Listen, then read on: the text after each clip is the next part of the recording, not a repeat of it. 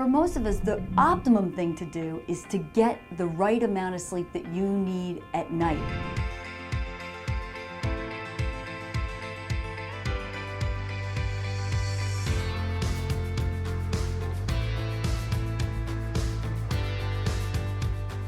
Well, you hear lots of things nowadays about napping. You have people that go to work and there's nap stations at work. There's even such a thing as a coffee nap. So people will often ask me about naps and how do you take a nap and should you take a nap? If you're not able to get the right amount of sleep, you're going to create sleep debt. Then you're going to have to offset it some way.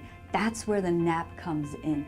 For most of us, the best time to take a nap is later in the day, anywhere from 3 to 5. That's where you have a natural dip in your alertness. So 3 to 5, but no more than 40 minutes, and you want to try and get at least 20 minutes for the nap.